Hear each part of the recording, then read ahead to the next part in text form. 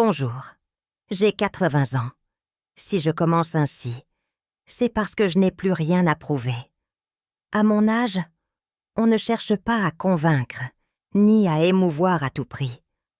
On cherche seulement à dire les choses telles qu'elles ont été. Ce que je vais raconter n'est pas une fiction, ni un récit arrangé après coup. C'est une histoire réelle, la mienne, vécue lentement, presque silencieusement, sur plusieurs décennies. J'ai longtemps cru que j'avais eu une vie simple et juste, une vie sans éclat, mais utile. J'ai été épouse, puis veuve, mère, grand-mère, une femme ordinaire, respectueuse des règles, des institutions, et surtout de sa famille. En France, on nous apprend très tôt que la discrétion est une vertu, et que la confiance est un ciment. J'y ai cru profondément. Aider les miens a toujours été ma place. Je n'ai jamais considéré cela comme un sacrifice. C'était un rôle naturel, presque évident. Quand il fallait soutenir, j'étais là. Quand il fallait signer, je signais. Quand il fallait faire confiance, je le faisais sans hésiter. Je pensais que l'amour suffisait à protéger de tout le reste. Je n'ai jamais élevé la voix. Je n'ai jamais exigé d'explications.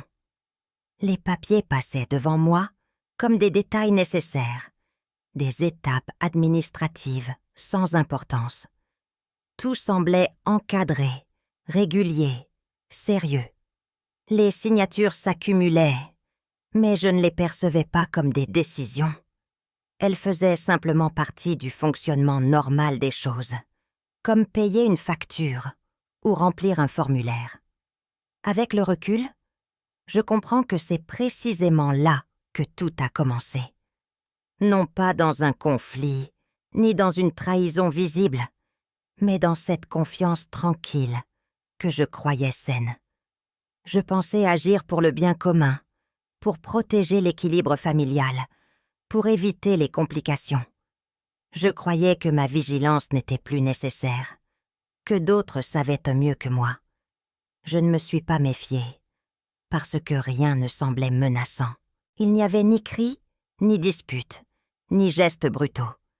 Seulement des formalités, répétées, rassurantes, presque routinières. À aucun moment je n'ai imaginé que ces gestes anodins, ces signatures apposées sans inquiétude, finiraient par dessiner une réalité qui m'échapperait totalement. Aujourd'hui, je sais que l'on peut être sincère, bien intentionné, et pourtant se tromper profondément. On peut croire aider et en réalité ouvrir la porte à quelque chose de tout autre. Ce que j'ignorais alors, c'est que ma confiance avait une valeur, et que cette valeur allait être exploitée avec méthode, patience et calme. C'est cette prise de conscience tardive qui m'a poussée à raconter mon histoire. Pas pour accuser ni pour me plaindre, mais pour comprendre comment, sans jamais m'en rendre compte, j'ai peu à peu cessé d'être actrice de ma propre vie. J'ai toujours cru que la valeur d'une femme ne disparaissait pas avec l'âge. Elle change simplement de forme. Quand on ne travaille plus, quand le corps ralentit, il reste l'expérience, la stabilité, la présence. Dans ma famille, j'ai longtemps incarné cela. J'étais celle sur qui l'on pouvait compter, celle qui ne se plaignait pas, celle qui réglait les choses sans bruit. Je n'ai jamais voulu être un poids. En France, cette idée est profondément ancrée. Vieillir dignement, c'est rester autonome, discret, presque transparent. Je me suis appliquée à cette règle avec sérieux. Je gérais seule mon quotidien, je faisais mes démarches, je suivais les affaires familiales autant que possible. Aider les miens était une manière de rester à ma place, de prouver que je comptais encore. Il ne s'agissait pas toujours d'argent. Parfois, c'était du temps, parfois une présence, parfois simplement une signature. On me sollicitait pour confirmer, pour autoriser, pour valider. Ces demandes n'avaient rien d'exceptionnel en apparence. Elles arrivaient naturellement, comme si ma participation allait de soi. Je me sentais rassurée d'être encore incluse, encore consultée. Je regardais ces gestes comme une continuité logique de ce que j'avais toujours fait. J'avais élevé des enfants, accompagné un mari, traversé des périodes difficiles. Pourquoi serais-je devenue inutile du jour au lendemain? Ma fierté venait précisément de cette capacité à continuer, malgré l'âge, à soutenir ceux que j'aimais. Avec le temps, cependant, quelque chose s'est installé sans que je le remarque immédiatement. Les papiers sont devenus plus fréquents, les dossiers plus épais, les explications plus rapides. Je mettais cela sur le compte de la complexité administrative, de l'évolution des règles, de choses qui me dépassaient désormais. Je n'osais pas ralentir le mouvement par des questions inutiles. Il m'arrivait de penser que l'on me demandait souvent de signer, mais cette pensée restait vague, sans inquiétude réelle. Après tout, si l'on continuait à me solliciter, c'est que j'étais encore digne de confiance. Je préférais voir cela comme une marque de respect, plutôt que comme un signal d'alerte. Je me disais que tout était normal, que c'était ainsi que fonctionnaient les familles responsables. Chacun à sa place, chacun selon ses capacités. Moi, j'offrais ce que je pouvais encore offrir, mon accord, ma présence, ma bonne volonté. Je n'ai jamais imaginé que cette normalité soigneusement entretenue dissimulait déjà un déséquilibre. À ce moment-là, je n'avais aucune raison de douter. Je me sentais utile, entourée, intégrée. Et cette impression de normalité était sans doute ce qui me rassurait le plus. Elle m'empêchait de voir que, peu à peu, mon rôle se réduisait à une fonction précise, répétée, presque mécanique, dont je ne mesurais pas encore les conséquences. Pendant longtemps, le notaire a représenté pour moi une forme d'abri. Dans notre pays, cette figure n'est pas seulement professionnelle, elle est presque morale. On y associe la loi, la stabilité, la continuité. Entrer dans un cabinet notarial, c'est accepter que les choses se fassent correctement, dans un cadre clair, reconnu, indiscutable. J'ai toujours pensé que, là où il y avait un notaire, il ne pouvait pas y avoir de piège. Je m'y rendais sans appréhension. Les rendez-vous étaient calmes, ordonnés, ponctués de gestes précis et de mots techniques. Tout semblait maîtrisé. Les documents étaient préparés à l'avance, classés, présentés avec sérieux. On me rappelait que tout était encadré, conforme, prévu par la loi. Cette idée suffisait à me rassurer. Je n'avais pas besoin d'en savoir davantage.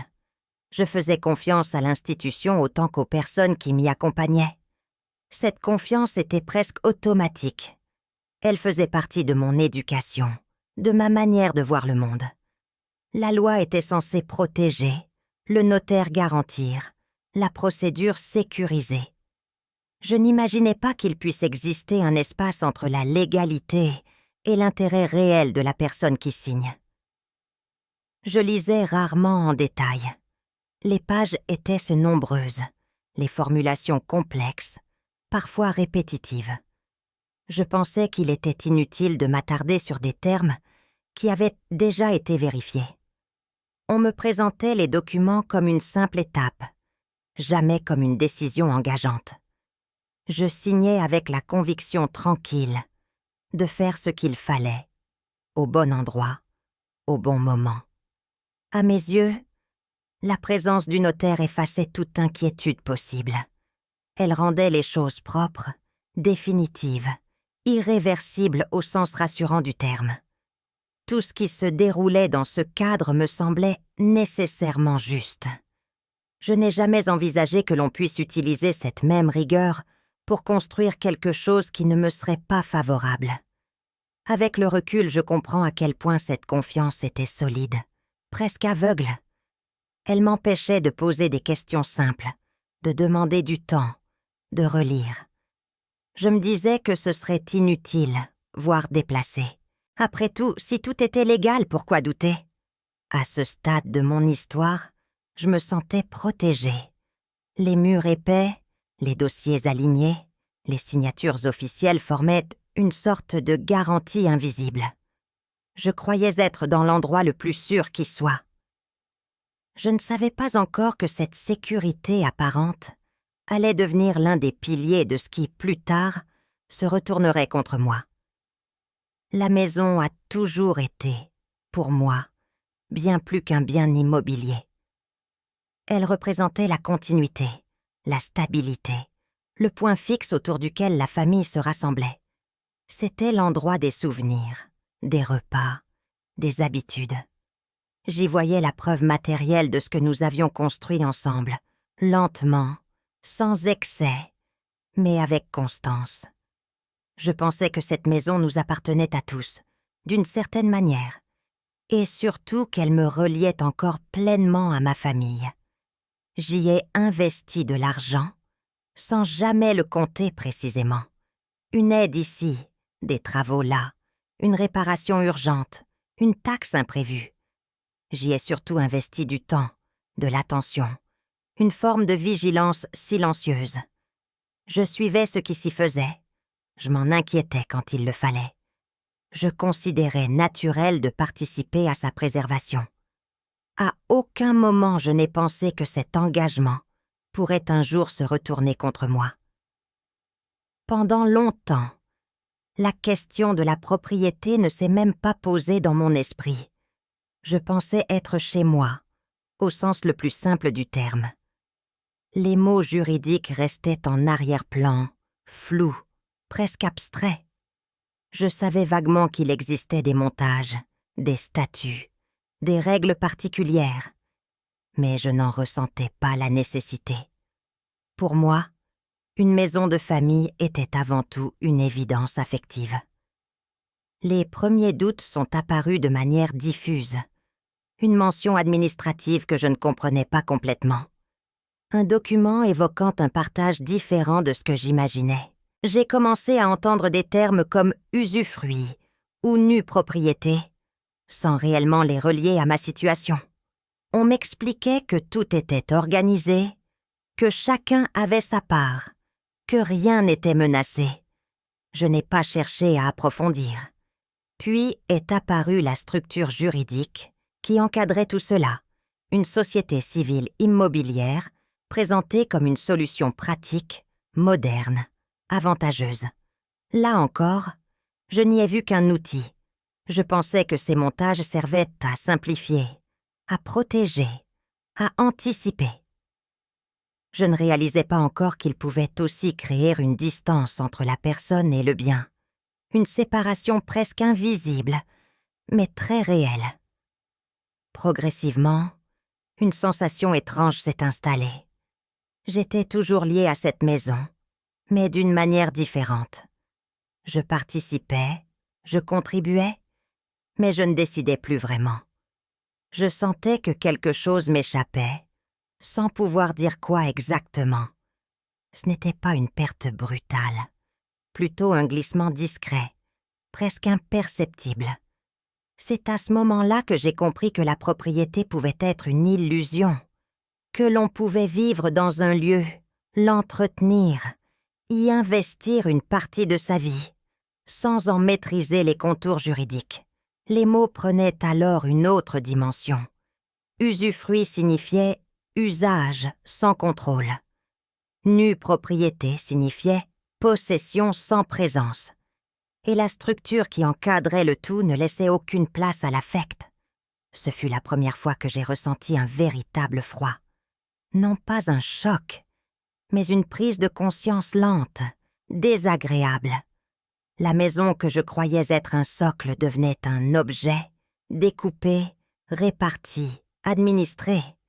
Et moi, je n'étais plus au centre de cette construction, mais à sa périphérie, témoin d'un système que je n'avais jamais vraiment choisi. L'argent a commencé à circuler autour de moi, sans jamais vraiment m'atteindre. Ce n'était pas une disparition brutale, ni un manque soudain. C'était plus subtil que cela. Je savais qu'il y avait des revenus. Je percevais leur existence à travers des chiffres évoqués rapidement, des allusions à des loyers, à des calculs, à des avantages fiscaux présentés comme intelligents. Tout semblait fonctionner, tout semblait maîtrisé. Simplement, je n'étais plus au centre de ce mouvement. On parlait d'optimisation, de charges réduites, de dispositifs légaux permettant de mieux gérer les biens. Ces mots revenaient souvent, accompagnés d'un ton rassurant, presque pédagogique. J'entendais des montants, parfois précis, parfois arrondis, mais ils ne se traduisaient jamais par une décision de ma part. Je ne choisissais rien, je n'arbitrais rien. Je me contentais de savoir que cela existait. Je continuais pourtant à participer. Certaines dépenses passaient encore par moi. Une aide ponctuelle, une avance, une contribution présentée comme nécessaire au bon fonctionnement de l'ensemble. Je ne m'en inquiétais pas. J'avais toujours considéré normal de donner lorsque je le pouvais. Ce qui changeait, sans que je le réalise immédiatement, c'était l'asymétrie.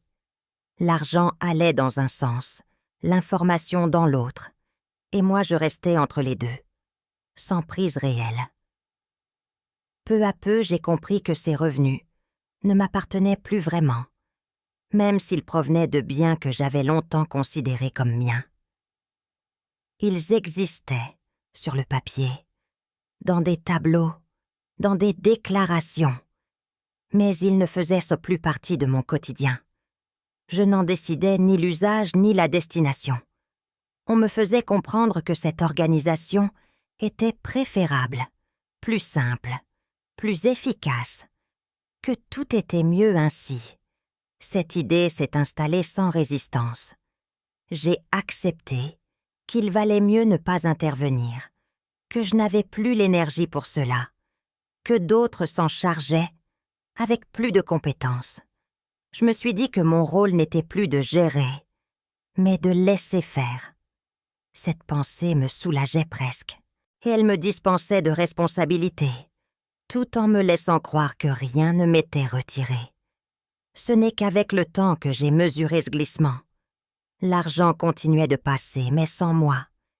Il circulait dans des structures, dans des comptes auxquels je n'avais pas accès, sous des formes que je ne maîtrisais pas. Je n'étais ni informée en détail, ni consultée. J'étais simplement tenue à l'écart, avec la conviction entretenue que c'était pour le mieux. C'est là que j'ai ressenti pour la première fois une véritable mise à distance. Pas une exclusion brutale, mais une mise en retrait organisée. Je n'étais plus considérée comme une personne capable de décider, mais comme quelqu'un qu'il fallait préserver des complexités. Cette protection apparente avait un prix. Et ce prix, je commençais à comprendre que c'était ma place même, dans le système qui gérait ce qui, autrefois, faisait partie intégrante de ma vie. Il y a un moment précis où j'ai compris que quelque chose avait changé.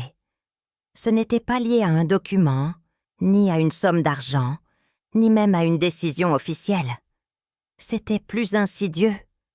J'ai commencé à sentir que l'on parlait de moi différemment. Pas avec moi, mais à mon sujet. Comme si je n'étais plus tout à fait présente dans les conversations qui me concernaient pourtant directement. Mon âge revenait souvent, sans jamais être nommé comme un problème, mais toujours comme un facteur. On évoquait ma fatigue, ma lenteur, mes oublis possibles. Rien de brutal, rien de clairement formulé. Tout était enveloppé d'une prudence presque bienveillante. On s'inquiétait pour moi, disait-on. On anticipait. On voulait éviter que je me complique la vie. Ces mots-là, je les reconnaissais. Ils avaient l'air doux, raisonnables, presque protecteurs. Peu à peu, j'ai compris que cette inquiétude avait une fonction. Elle permettait de déplacer les décisions, de les prendre ailleurs. Sans moi, on ne me demandait plus mon avis sur certains sujets. On m'informait après coup, on me résumait. Je devenais spectatrice de ce qui, autrefois, relevait de ma responsabilité. Et tout cela se faisait au nom de mon bien-être. C'est à ce moment-là que le mot curatelle a commencé à exister dans mon esprit. Pas de manière frontale, mais comme une possibilité évoquée à demi-mot, comme une solution raisonnable à un problème que je ne pensais pas avoir. Je savais ce que cela signifiait. Je savais surtout ce que cela impliquait. Une perte progressive du droit de décider, une délégation imposée, une parole qui compte moins. J'ai alors ressenti quelque chose de très précis, presque physique. Ce n'était pas de la peur, mais une lucidité brutale. Ce qui se présentait comme de la sollicitude n'en était plus vraiment. C'était devenu un outil. Mon âge n'était plus une réalité à accompagner, mais un argument à utiliser. Une justification commode pour m'écarter sans conflit. Je me suis observée à travers ce regard nouveau posé sur moi. On me voyait fragile, alors que je me sentais encore claire dans mes pensées. On me disait vulnérable, alors que je comprenais parfaitement ce qui se jouait. Ce décalage m'a profondément troublée. J'ai compris que, dans ce système, la perception comptait plus que la réalité. C'est là que s'est produit le véritable basculement. Jusqu'alors, je pensais être entourée, protégée, guidée. À partir de cet instant, j'ai compris que l'on préparait autre chose. Quelque chose qui ne nécessitait ni mon accord explicite, ni ma compréhension. Une organisation silencieuse, fondée sur l'idée que je n'étais plus en mesure de décider pour moi-même. Ce jour-là, je n'ai rien dit. Je n'ai pas protesté. Mais intérieurement, quelque chose s'est brisé. J'ai cessé de croire que l'on agissait pour moi. J'ai commencé à comprendre que l'on agissait à partir de moi.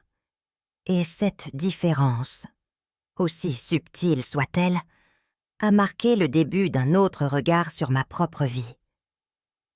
Pendant un certain temps, j'ai cru qu'il restait au moins une personne à mes côtés, quelqu'un qui me regardait encore comme une femme entière, capable de comprendre, de ressentir, de décider.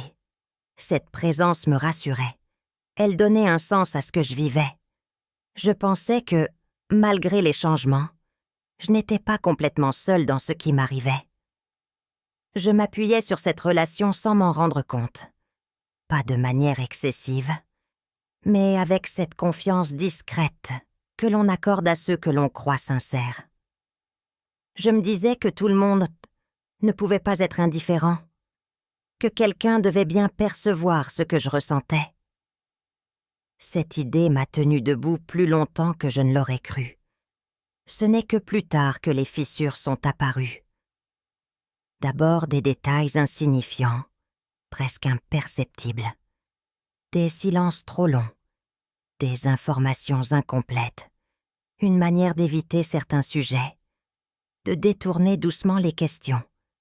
Je n'y ai pas prêté attention immédiatement. Je préférais croire à la fatigue, au hasard, à la maladresse. Puis j'ai compris, pas par une révélation brutale, mais par une accumulation de petites incohérences. Cette personne que je pensais extérieure au système y était en réalité intégrée. Pas nécessairement par malveillance, mais par intérêt. Un rôle discret, une fonction utile, une place définie. La compassion que je percevais n'était pas gratuite. Elle avait une contrepartie. Ce fut l'un des moments les plus difficiles à accepter. Non pas parce que j'avais été trompée, mais parce que j'avais voulu croire à une exception. J'avais besoin de penser que quelqu'un voyait ce que je vivais et choisissait de rester humain. Découvrir que cette humanité faisait partie de l'organisation a profondément ébranlé ce qu'il me restait de confiance. À partir de là, tout a changé. Je n'avais plus d'alliés, plus de points d'appui. Les gestes de soutien que j'avais interprétés comme des signes de loyauté prenait une autre signification. Il n'était pas destiné à m'aider, mais à me maintenir dans un certain état, suffisamment calme pour que les choses continuent sans heurts. J'ai alors ressenti une solitude nouvelle, plus lourde que la simple absence de présence. Une solitude construite, presque méthodique. Je n'étais pas seulement isolée par les circonstances, mais par une organisation dans laquelle chacun avait sa place, sauf moi. Je n'étais plus au centre de rien. Je devenais périphérique, tolérée, gérée. Cette prise de conscience m'a obligée à regarder la situation sans filtre. Il n'y avait pas de soutien caché, pas de refuge possible. Ce que je prenais pour de la compassion n'était qu'un rouage supplémentaire. Et comprendre cela m'a laissé seule, mais aussi étrangement lucide. Pour la première fois, je n'attendais plus rien de personne. Après ce que j'avais compris, après ce lent effritement de mes certitudes, j'ai cru qu'il me restait une issue simple, changer d'interlocuteur. Dans mon esprit, cela paraissait évident. Si quelque chose m'échappait, si je ne comprenais plus exactement ce que j'avais signé, il suffisait de m'adresser ailleurs. Un autre regard, une autre lecture, une autre analyse. Je pensais encore que la clarté pouvait réparer ce qui me semblait flou. Ce deuxième notaire représentait pour moi une forme de recours. Non pas une révolte, mais une vérification. J'y allais avec l'espoir discret que l'on m'expliquerait enfin ce qui m'avait échappé, que l'on mettrait des mots simples sur des mécanismes devenus trop complexes. Je n'attendais pas de miracle, seulement une confirmation que quelque chose n'allait pas. L'entretien a été calme, méthodique, presque froid. Les documents étaient relus un à un, les dates vérifiées, les signatures comparées. Tout était conforme. Tout avait été fait dans les règles. Les structures juridiques étaient cohérentes, les montages valides, les actes correctement enregistrés. Rien ne manquait, rien ne dépassait. Sur le plan formel, tout était irréprochable. C'est là que j'ai compris l'étendue du problème. La loi ne juge pas les intentions. Elle ne s'attarde pas sur les silences, ni sur les contextes affectifs. Elle examine les faits, les preuves, les éléments tangibles. Or, ce que j'avais vécu relevait de quelque chose de plus diffus. Une pression douce, une orientation constante, une exclusion progressive. Rien de cela ne laissait de traces écrites, sans preuve de contrainte, sans éléments démontrant une altération officielle de mon consentement. Il n'y avait pas d'angle d'attaque.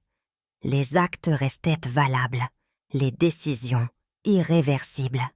J'étais face à un mur invisible, parfaitement lisse. Tout ce que je ressentais n'avait aucune existence juridique.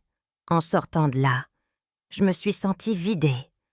Pas en colère, pas même triste, mais profondément découragée. J'avais cru qu'en changeant de cadre, j'échapperais à ce qui m'emprisonnait. J'avais cru que la loi, en tant qu'institution, me rendrait ce qui m'avait retiré sans bruit. À la place, elle confirmait que tout s'était fait correctement, sans jamais se demander pour qui. C'est à ce moment-là que l'illusion du sauvetage s'est effondrée. Je n'étais pas victime d'une erreur, mais d'un système qui fonctionne précisément ainsi. Tant que les formes sont respectées, le reste importe peu. Ma fatigue, ma confiance, mon âge, tout cela ne pesait rien face à une signature apposée au bon endroit. Je suis rentrée chez moi avec la certitude que je ne pourrais compter sur personne pour me défendre à ma place. La voie simple était fermée. Il ne restait plus que le silence, l'attente, ou autre chose que je n'osais pas encore nommer. Mais une chose était claire. Je venais d'atteindre un point mort, et cette impasse donnait à ma situation une dimension définitive, presque écrasante. Je ne cherchais plus vraiment. Après le deuxième notaire, après cette sensation d'impasse totale, J'avais cessé d'espérer une révélation claire, immédiate. Ce qui est revenu à moi ne l'a pas fait sous la forme d'une découverte spectaculaire, mais comme un souvenir qui insistait. Une date, une période de ma vie que j'avais longtemps rangée à part, comme on le fait avec les années difficiles. C'était il y a longtemps, 15, peut-être 20 ans. À cette époque, ma vie était déjà fragilisée. J'avais perdu mon mari depuis peu. Mon quotidien avait changé brutalement. Et avec lui, ma capacité à me concentrer sur autre chose que l'essentiel. Je faisais ce que je pouvais, sans énergie inutile, sans projection à long terme. Je survivais plus que je ne décidais. En rangeant de vieux papiers, presque machinalement, je suis tombée sur un document que je n'avais pas revu depuis des années.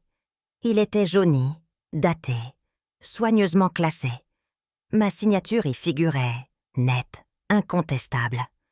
Sur le moment, je n'ai rien ressenti. Puis, peu à peu, les mots ont commencé à prendre sens. Pas isolément, mais dans leur enchaînement. Ce document n'avait rien d'anodin. Il constituait un point de départ, une autorisation, une délégation, une base juridique suffisamment large pour permettre tout ce qui avait suivi. À l'époque, je n'en avais perçu ni la portée ni les conséquences.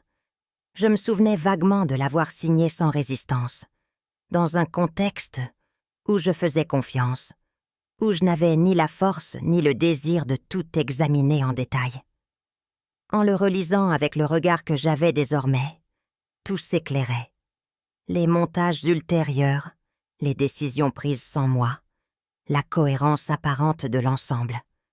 Rien n'avait été improvisé. Tout reposait sur cet acte initial, signé à un moment précis de ma vulnérabilité. Ce n'était pas une erreur, c'était une entrée. J'ai compris alors que ma faiblesse n'avait pas été exploitée par hasard. Elle avait été utilisée comme une opportunité. À ce moment-là, j'étais disponible, docile, soulagée de ne pas avoir à réfléchir davantage. On m'avait présenté les choses comme une simplification, une aide, une manière de me protéger.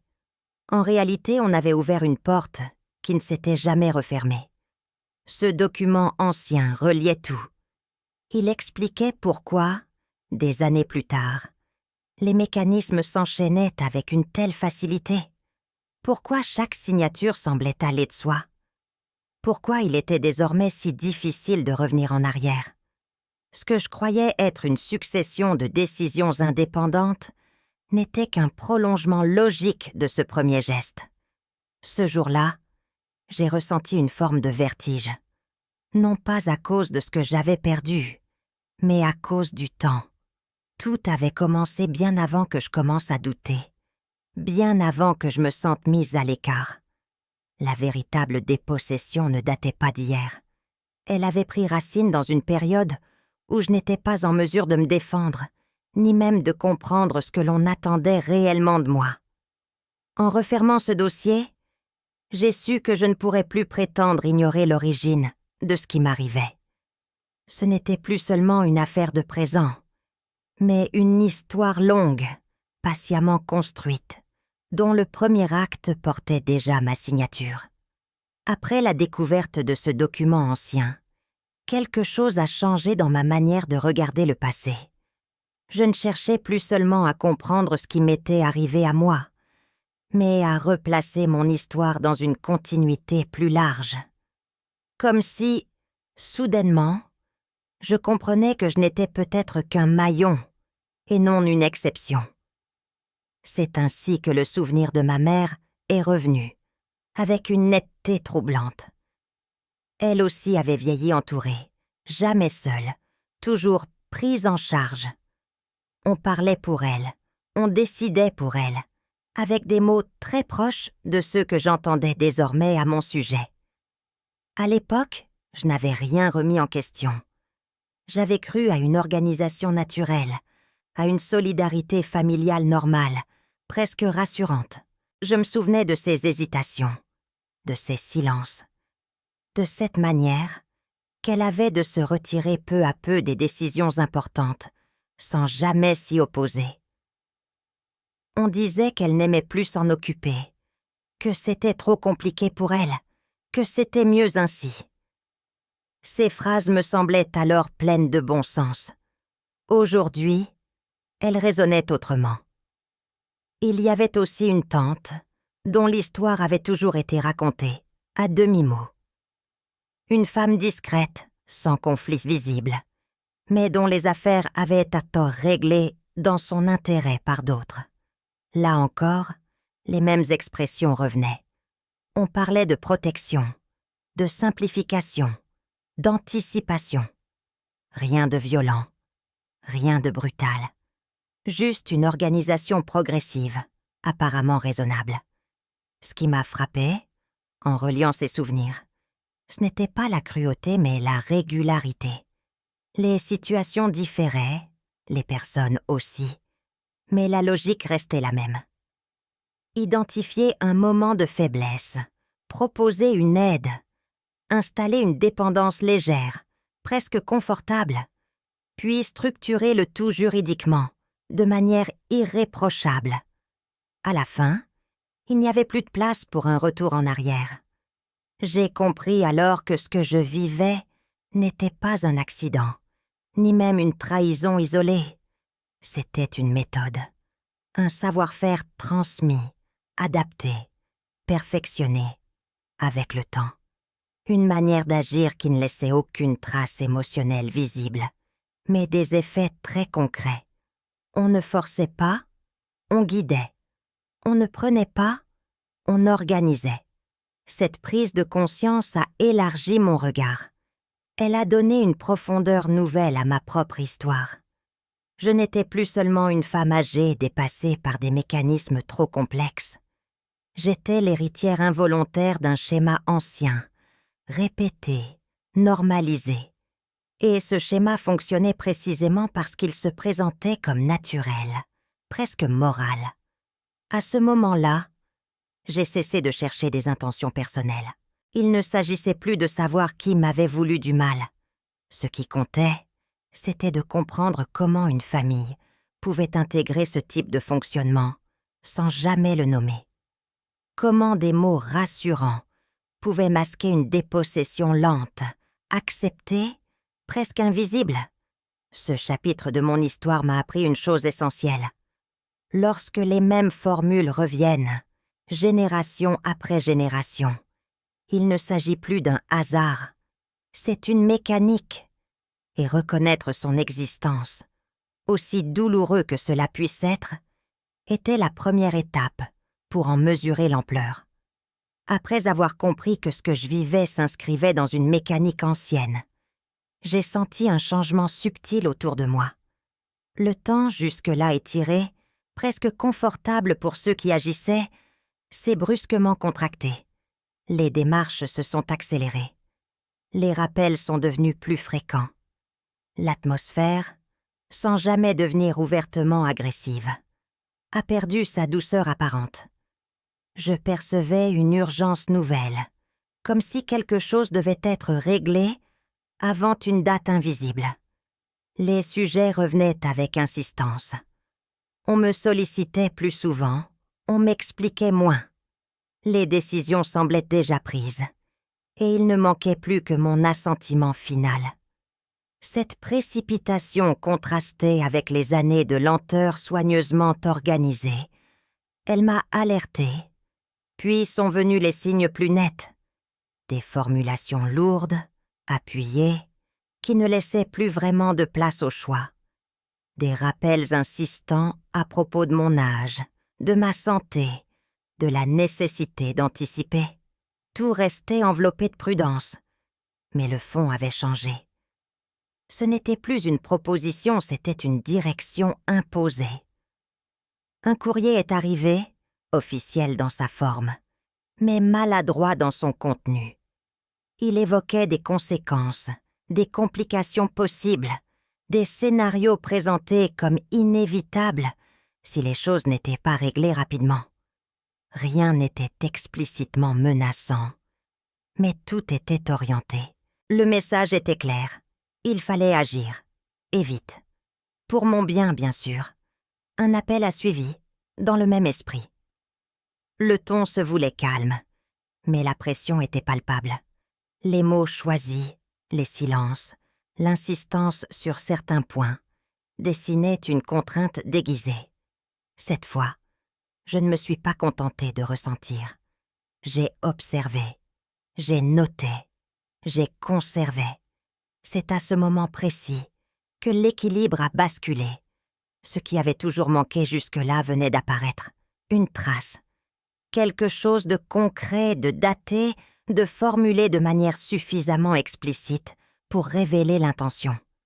Cette hâte, cette volonté d'accélérer, avait provoqué une erreur minuscule mais décisive. En relisant ce courrier, en repensant à cet échange, j'ai compris que je n'étais plus seulement une pièce du dispositif. J'étais devenue un risque. Leur empressement trahissait une inquiétude nouvelle. Ils craignaient que le temps joue contre eux, que je comprenne trop, que je m'arrête de signer. Cette crainte les avait poussés à sortir du cadre lisse et prudent qu'ils avaient toujours respecté. Pour la première fois depuis longtemps, je n'ai pas ressenti de peur. J'ai ressenti une forme de calme inattendu. La pression qu'ils exerçaient venait de produire l'inverse de l'effet recherché. Elle me rendait à nouveau visible, juridiquement cette fois. Ce qui, pendant des années, avait été diffus et insaisissable prenait enfin une forme exploitable. Je savais désormais que je n'étais plus seulement face à un système bien huilé, mais face à des personnes qui avaient perdu la maîtrise de leur propre rythme. En voulant aller trop vite, elles avaient révélé ce qu'elles s'étaient efforcées de cacher, l'existence d'une contrainte. Et avec cette révélation, le rapport de force venait de changer silencieusement de camp. Je n'ai pas réagi comme on l'attendait peut-être. Il n'y a pas eu d'éclat, pas de confrontation, pas de colère visible. J'ai compris que le bruit aurait joué contre moi, que toute émotion trop vive aurait confirmé l'image que l'on tentait déjà de construire. Celle d'une femme dépassée, fragile, incapable de maîtriser ce qui lui arrivait. J'ai donc choisi le silence, non pas comme un renoncement, mais comme une stratégie. J'ai commencé par écrire, lentement, méthodiquement, des courriers recommandés, précis, datés, sans accusation inutile. Je demandais des explications, des copies, des confirmations. Rien d'agressif, seulement des demandes claires, formulées dans un langage neutre, presque administratif. Chaque lettre était une trace, chaque réponse, une pièce supplémentaire. Je savais que, désormais, tout devait exister sur le papier. En parallèle, j'ai sollicité des avis indépendants. Pas pour contester immédiatement, mais pour comprendre. J'ai fait examiner les documents, les montages, les enchaînements d'actes. J'ai demandé des expertises, non pas sur les intentions, mais sur les faits, sur la cohérence, sur la chronologie, sur les conséquences réelles de ce que j'avais signé. Tout cela pendant que j'en avais encore le droit. Cette notion est devenue centrale dans mon esprit. Tant que j'étais reconnue comme pleinement capable, chaque démarche avait du poids. Chaque initiative venait de moi. Je n'agissais pas contre quelqu'un, mais pour moi-même. Je veillais à ce que tout soit fait dans les règles, sans précipitation, sans excès. Je respectais la forme, parce que je savais que c'était là que se jouait la véritable bataille. Je notais tout, les dates, les délais, les réponses tardives ou incomplètes. Ce travail m'a demandé une énergie que je ne pensais plus avoir. Mais il m'a aussi redonné une sensation oubliée, celle de reprendre une place active. Je n'étais plus seulement l'objet d'un dispositif. Je redevenais un sujet, avec une volonté lisible, structurée, incontestable. Ce choix de la retenue a été ma force. En ne criant pas, je n'offrais aucune prise. En restant dans le cadre, Je déjouais l'attente d'un effondrement. Chaque courrier envoyé était une affirmation silencieuse de mon existence juridique. Chaque expertise demandée rappelait que je n'étais pas absente, ni effacée, ni soumise. Je savais que je n'allais pas tout récupérer. Ce n'était plus l'objectif. Ce qui comptait, c'était de fixer les faits, de rendre visible ce qui avait été dissimulé par la routine et la confiance, de montrer que je n'avais jamais cessé de comprendre, même lorsque l'on pensait que je ne faisais plus que signer. À ce stade, je n'avais encore gagné aucune décision définitive. Mais j'avais remporté quelque chose d'essentiel, le contrôle du récit officiel. Je n'étais plus décrite ni interprétée. J'écrivais moi-même, ligne après ligne, la version qui me concernait. Et cette victoire-là, discrète, patiente, intellectuelle, ne pouvait plus m'être retirée. Après mes démarches, après les lettres, les demandes, les expertises, quelque chose a changé dans leur attitude. Le rythme s'est ralenti. La pression directe a cessé. À la place, une autre approche est apparue, plus émotionnelle, plus enveloppante. On ne parlait plus de procédure ni d'urgence. On parlait désormais de liens, de souvenirs, de ce que nous avions traversé ensemble. Cette tentative de rapprochement n'avait rien de violent. Elle était même presque touchante. Les gestes se voulaient attentionnés, les regards plus doux, les silences chargés d'une nostalgie soigneusement réveillée. On rappelait les années passées, les sacrifices consentis, la solidarité familiale. Tout ce qui, autrefois, avait constitué ma force, revenait maintenant comme un argument. Je sentais que l'on cherchait à déplacer le terrain, à quitter celui des faits pour revenir à celui des sentiments, comme si l'on espérait que l'affect pourrait effacer ce qui avait été mis en lumière. Je comprenais la logique. L'amour ne laisse pas de traces écrites. Il se glisse entre les lignes, là où les documents ne peuvent rien prouver. J'ai ressenti une hésitation, brève mais réelle. Ce rappel de ce que nous avions été touchait encore quelque chose en moi. Il aurait autant plus simple de céder, de refermer le dossier, de choisir la paix apparente plutôt que la vérité inconfortable. À mon âge, on attend souvent de nous que nous privilégions l'apaisement. Mais cette fois, quelque chose était différent. Les mots ne suffisaient plus. Chaque phrase affectueuse se heurtait, dans mon esprit, à un papier précis, à une date, à une signature. Les émotions, aussi sincères qu'elles puissent paraître, n'effaçaient pas les enchaînements juridiques. Elles ne modifiaient ni les montages, ni les conséquences. Je me suis rendu compte que cette tentative de réconciliation arrivait trop tard. Non pas parce que j'étais devenue insensible, mais parce que j'avais appris à distinguer ce qui relève du lien et ce qui relève du pouvoir. L'amour, s'il existe, ne devrait pas avoir besoin de dissimuler des décisions prises sans moi. Ce dernier moment a été le plus éprouvant émotionnellement. Il m'a confrontée à un choix intérieur, silencieux, définitif. Continuer à croire aux mots ou m'en tenir à ce que les faits avaient s'y révélé. J'ai choisi de rester fidèle à ce que j'avais compris, même si cela signifiait accepter une distance irréversible. En faisant ce choix, je n'ai pas rejeté l'amour. Je l'ai simplement remis à sa place. Les sentiments peuvent apaiser, mais ils ne corrigent pas une réalité construite sur des actes. Et à ce stade de mon histoire, je savais que seuls les documents, froids et précis, avaient le pouvoir de dire ce qui s'était réellement passé. Je n'ai pas tout récupéré. Il serait faux de le prétendre, et inutile de l'embellir.